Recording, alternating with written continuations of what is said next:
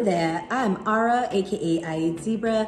In today's video, I'm going to be breaking down episode 3 of the Bad Batch Replacements.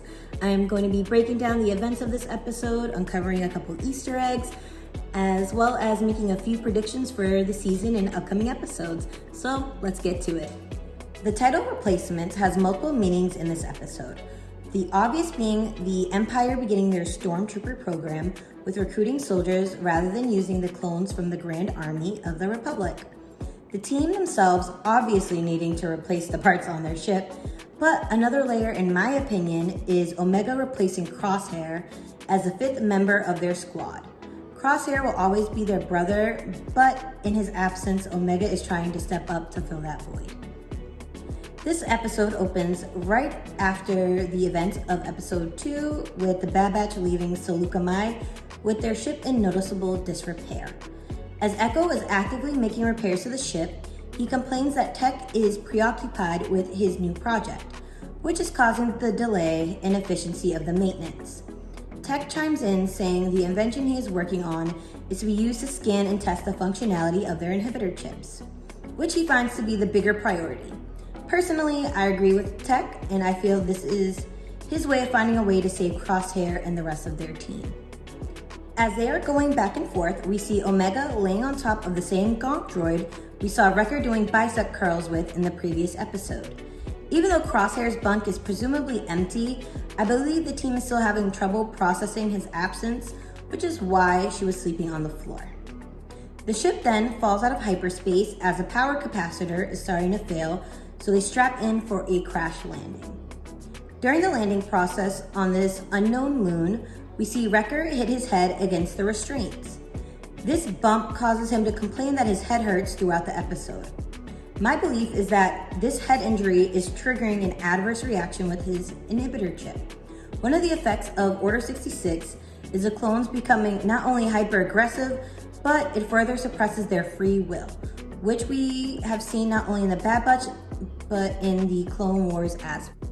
We then cut back to Kamino, where Tarkin is ordering further manipulation to Crosshair's inhibitor chip, decreasing his free will and further reconditioning him to becoming absolutely obedient to the Empire. Tarkin, who is not a fan of the clones, and less so of the expense of their creation and training, he introduces the Kaminoans and Crosshair to the soon-to-be promoted Admiral Rampart, who we met in the previous episode implementing the chain codes, where he divulges the Empire's transition plan of having new conscripted recruits to be trained by the most elite clones. This was explored in the Star Wars Legends material as well, and I'm glad to see this is now canon, which is leading me to believe we may see Commander Cody put in a similar position as Crosshair like he was in Legends. Crosshair is now introduced with his new humanoid team members when they are ordered to carry out the mission that the Bad Batch was assigned in episode 1, to return to Onderon and take out Saw Gerrera and his camp.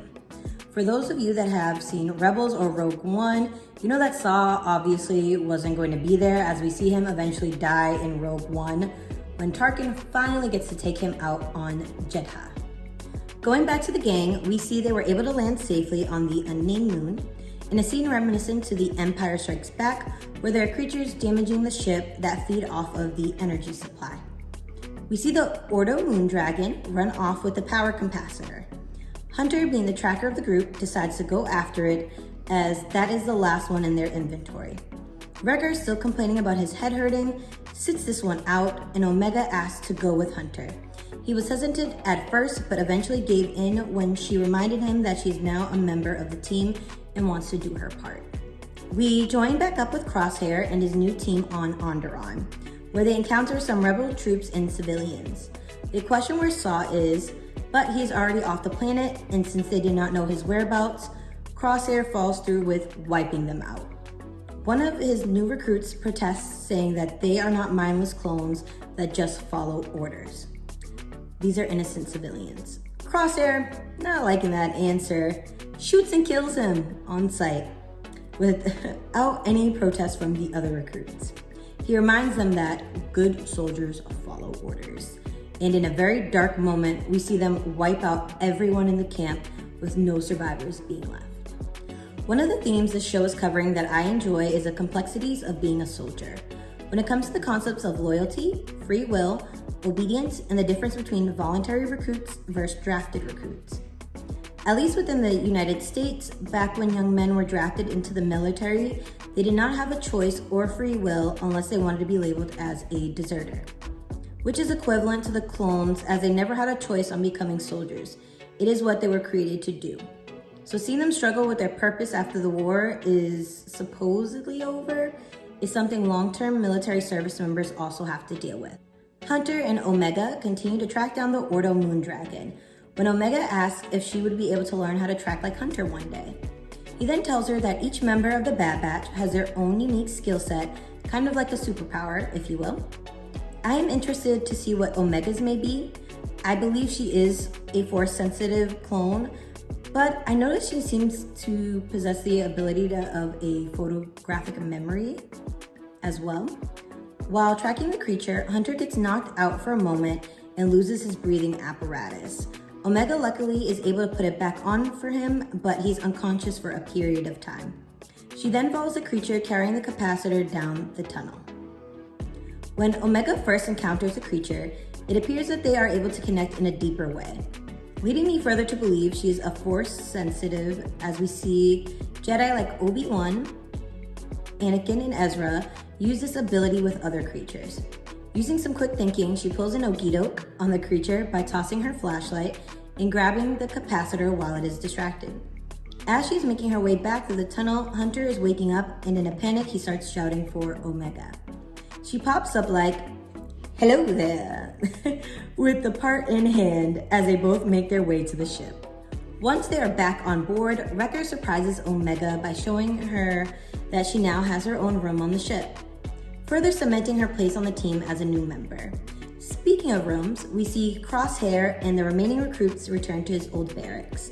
As they start to make themselves comfortable, we see Crosshair sitting on his bed, looking a bit conflicted. I believe a part of him still misses his brothers deeply, just like they miss him. The scene I wanted to go over last, because to me it is the best scene from the episode, is a conversation between Lama Su and Nala Se. They're discussing their future contracts with the new burgeoning empire and how their clone program can still be deemed relevant. They do mention that the Jango Fett DNA they have is beginning to deteriorate, which makes sense as he has been dead since the Battle of Geonosis, and they are stretching it pretty thin. I believe this is what prompted them to start experimenting with his genotype, which is how we got our team in the first place. Lama Su mentions how they need access to a new source template. However, they only need one as they overlook the empty lunch table the Bad Batch would sit at. I believe the one member they are speaking of is Omega. They have access to Crosshair and he does not differ all that much from Hunter, Tech, and Wrecker. However, Omega is very different. To start off with, she is the only female clone in canon from the Jango Fett template. Personally, I believe when creating Omega, the addition of the Y chromosome from Jango Fett's genotype is why she has blonde hair. As in the comics, we see Jango's mother and sister Arla also have the same hair color. I'll dive deeper into this in an upcoming video. I think Omega does contain samples from a Jedi, which is why she is Force sensitive. I do not believe that Nala Se or Lama Su know the extent of her abilities, which is why I think they allowed her to go off with the Bad Batch to see if her powers begin to develop.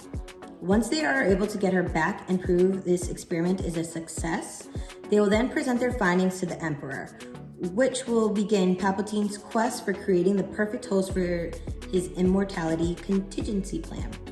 We may potentially get a live-action Star Killer, or maybe just a nod to him in the future. An additional prediction I have is that Wrecker's inhibitor chip going forward is going to slowly activate, causing him to become more aggressive, which will lead the team to try to find a way to remove the chips with more urgency. This is where I think Captain Rex will come in. As he has had his chip removed, I believe he will aid in the remaining Bad Batch members removing theirs as well. If we hear Wrecker say, "Good soldiers follow orders," I think they will be in a world of trouble. Nothing positive ever follows that phrase, as we first heard Tup say it in the Clone Wars conspiracy arc, when his chip malfunctioned early and he carried out Order 66 way too soon. that about wraps it up for today's video. Do you think that Crosshair and his team will be reunited and potentially have his inhibitor chip removed? If so, let me know in the comments down below. Do not forget to like and subscribe and hit the notification bell for when I drop some more content in the future. And I will check you guys out next time. Bye!